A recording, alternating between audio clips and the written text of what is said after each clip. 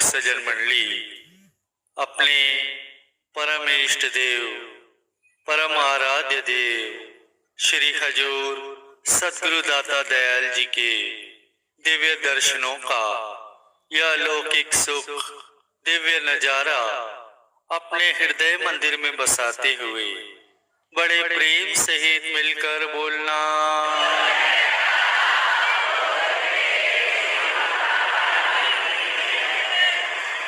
गुरुमुखों, कहते हैं कि जिसके दिल में जिस वस्तु के पाने की सच्ची और दृढ़ लगन जाग उठती है, कुदरत की समस्त शक्तियां उसकी सहायक बन जाती हैं। भूखे को रोटी और प्यासे मनुष्य को पानी मिल ही जाता है। यही कुदरती नियम है। कुदरत हर एक की जरूरत और ख्यालों का सम्मान करती है। ऐसे ही गोस्वामी तुलसीदास जी के दिल में संसार के रसों, भोगों और पदार्थों से घृणा और मालिक की भक्ति की सच्ची मांग पैदा हो उठी। आखिर मालिक अंतर्यामी है, वह भक्तों की मनोकामनाएं अवश्य ही पूर्ण करते हैं। मन ही मन में तुलसीदास जी को मालिक की प्रेरणा हुई, जिससे वह तुरंत ही काशी से विदा होकर सुकर क्षेत्र की तरफ चल दिए। सुकर क्षेत्र गयो पुनि सोई, गुरु कियो तह अति मुद मोही। गुरु की अति सेवा तय ठायो, रामायण अध्यात्म ही पायो। वहां से फिर वराह क्षेत्र को चले गए। वहां उनको गुरु का मिलाप हुआ। गुरु को वीडियो लाइक करना, सब्सक्राइब करना प्लीज। बहुत मेहनत से वीडियो बनाता हूँ। वीडियो आपको पूरी देखनी, कमेंट में लिखना जय सिद्धानंद प्लीज।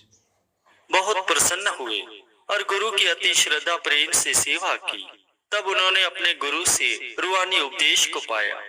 वास्तव में देखा जाए तो गोस्वामी तुलसीदास जी को भी उसके मालिक ने उसकी स्त्री के वचनों द्वारा जगा दिया था। वह जाग उठे थे, अपने कारज की खोज में फिरने लग गए थे।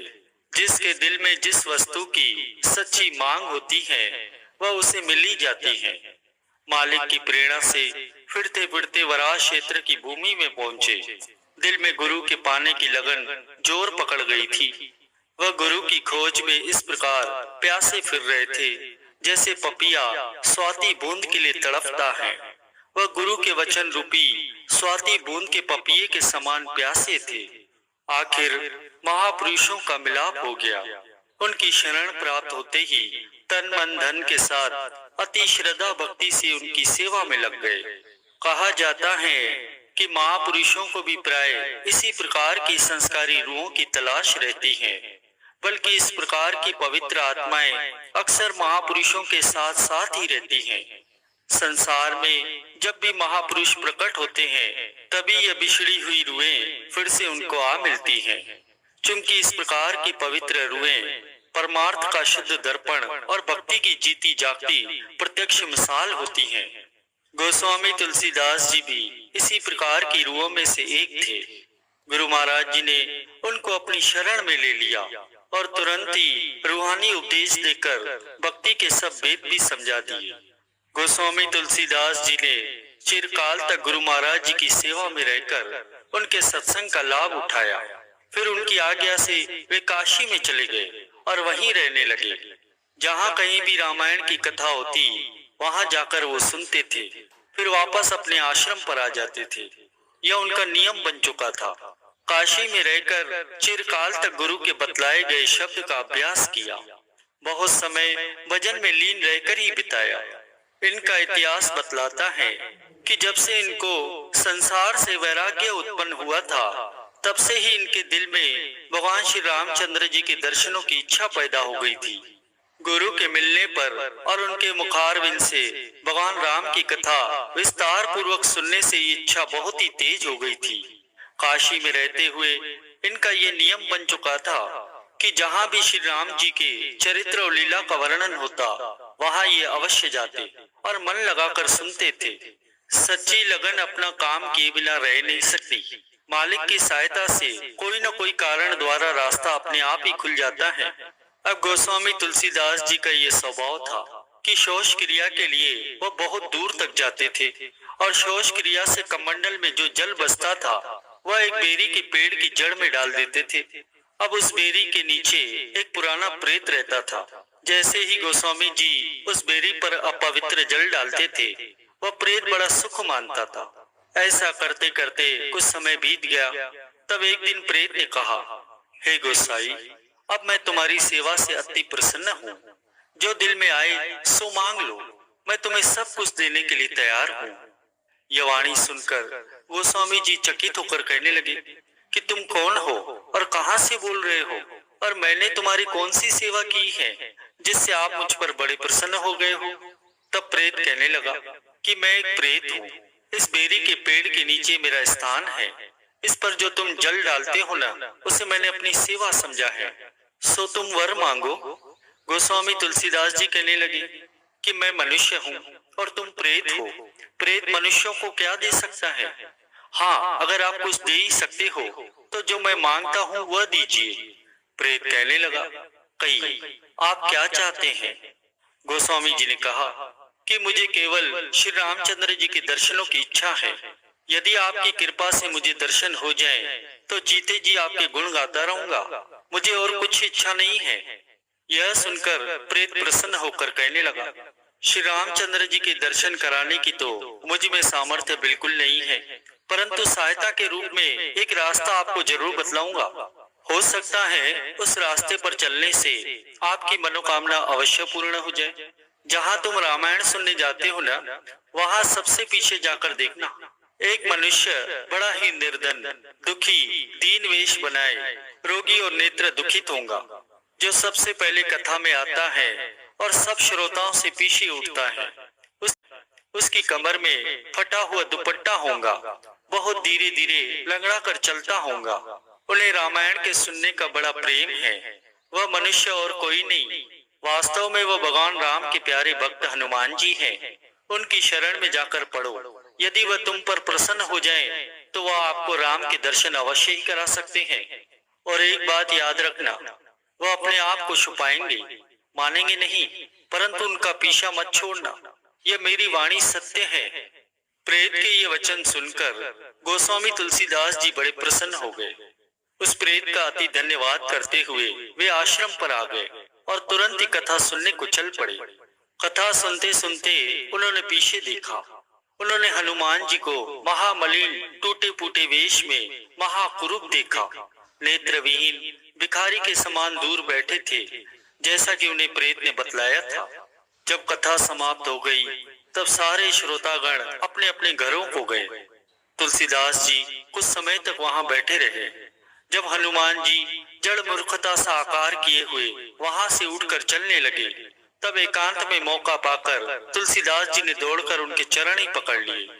तब हनुमान जी ने उनसे कहा कि अरे कौन है? छोड़ मुझे मत छू, मैं बूढ़ा रोगी हूँ, मुझे कुछ मत कहो। भक्ति करे पाताल में प्रकट हुए आकाश, कहे कबीर तीहु लोक में छुपे न हरि का दास। प्रेमियों, अक्सर लोग दिखावे की भक्ति करते हैं। वे चाहते हैं कि संसार में उनका नाम रोशन हो। संत महापुरुष कहते हैं कि वह लौकिक भक्ति होती है, उसे भगवान की भक्ति नहीं कहना चाहिए। सच्ची भक्ति दिखावे की मोहताज नहीं होती। एक इंसान अगर सेठ है, उसके पास धन है, तो ऊपर से वह चाहे मैले कुचले लिबास में क्यों न रहे, उसका सेठपन कहीं चला नहीं जाता। दुनिया जानती है कि वह धनवान है, लेकिन इसके विपरीत अगर कोई मनुष्य घर में फूटी कोड़ी भी नहीं रखता और लोगों में मान प्रतिष्ठा पाने की खातिर ऊपरी लिबास और पोशाक धनवानों जैसा बनाए फिरता है, तो वह अधिक समय तक चल नहीं सकता। आखिर में उसका भेद खुल ही जाता है। इसी तरह सच्ची भक्ति और दिखावे की भक्ति में भी इतना ही अंतर है। भक्ति बीज बिन से नहीं, आए पड़े जो जोल, कंचन जो विष्टा पड़े, कटे न ताको मोल। लाल अगर गंदगी के ढेर में दबा पड़ा है, तो भी वह लाल का लाल ही है, उसका मूल्य कम नहीं होता। भजन, बंदगी, सेवा और कुर्बानी की ताकत अपना काम के बिना रह नहीं सकती। अमली जीवन से आपो आप परमार्थ की वृद्धि होती है। इधर जब हनुमान जी ने संत तुलसीदास जी को इस प्रकार से कहा कि मुझे मत छू, तब तुलसीदास जी कहने लगे कि अब तुम नहीं छूट सकते, यहाँ तो दर्शन दो, यहाँ तो प्राण लो। हनुमान जी ने अपने आप को छुड़ाने के बहुत सारे उपाय किए, परंतु तुलसीदास जी ने उनके चरणों को दृढ़ता से पकड़ लिया था। ऐसा समझो कि चरणों के साथ लिपट ही गए थे। तब हनुमान जी प्रसन्न होकर कहने लगे, कहो तुम्हारी क्या इच्छा है, जो इच्छा हो मांग लो। तुलसीदास जी कहने लगे कि अपना रूप दिखाओ और मेरे सिर पर हाथ धरो। मुझे और कुछ इच्छा नहीं है, केवल भगवान का दास होना चाहता हूँ। मुझे भगवान श्री राम के दर्शन करा दो, क्योंकि आप हर प्रकार से समर्थ हैं। कबीर मन निर्मल भया, जैसे गंगा नीर, पाशे लागा हरि फिरे, कहत कबीर कबीर। भगवान सदा भक्तों के अधीन रहते हैं। जैसे गाय अपने अनजान बछड़े के पीछे पीछे फिरती है, ऐसे ही भगवान अपने प्यारे भक्तों के पीछे पीछे फिरा करते हैं। यह वेद की बातें हैं, जिनको सच्चे भक्तों और सच्चे सेवकों के दिमाग ही समझ सकते हैं। आम दुनियादार की समझ में इन बातों का आना बड़ा कठिन है। सेवा से मेवा मिलता है, कुर्बानी के बदले कुर्बानी मिलती है। सेवा और कुर्बानी से जो मालिक की प्रसन्नता उतरती है, उसको तो वह ही जाने जिन्होंने सेवा और कुर्बानी की है। दुनिया भक्ति का दावा तो करती है, परंतु भक्ति के भेदों को नहीं जानती। इधर जब तुलसीदास जी ने हनुमान जी के चरणों को दृढ़ता से पकड़ लिया, तब हनुमान जी ने अपना रूप दिखाया और तुलसीदास जी से कहा कि हे चतुर तुलसीदास जी, तुम चित्रकूट को चलो, वहां तुमको सुखमय राम के दर्शन होंगे। ऐसा कहकर हनुमान जी ने अपना रूप ही छुपा लिया। तुलसीदास जी अपने आश्रम में आए और कुछ दिन के बाद चित्रकूट को चल दिए। वहां पर पत्थर की एक साफ और शुद्ध शिला पर गोस्वामी जी, श्री रामचंद्र जी और लक्ष्मण जी के दर्शन की प्रतीक्षा में बैठे थे कि एक तरफ से घोड़ों पर चढ़े हुए दो धनुषधारी आप प्रकट हुए। बाण को धनुष पर चढ़ाए हिरण के पीछे भाग रहे थे। तुलसीदास जी ने उन दोनों को कोई शिकार खेलने वाले किसी राजा के लड़के जानकर हरे राम कहते हुए अपने नेत्र मूंद लिए। जब दोनों कुमार चले गए, तब पीछे से हनुमान जी ने आकर कहा, प्रभु का दर्शन पाया कि नहीं पाया? वे दोनों ही राम और लक्ष्मण थे। तुलसीदास जी कहने लगे, हाय, मैंने तो उन्हें शिकारी जानकर अपने नेत्र ही मूंद लिए। हे महावीर, मेरी अभिलाषा पूरी नहीं हुई। जैसा कि आपने कहा था वह पूर्ण करो। तब हनुमान जी कहने लगे, तुलसीदास जी, कल राम घाट को चलो।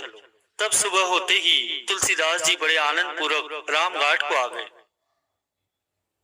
वीडियो लाइक करना, सब्सक्राइब करना प्लीज़।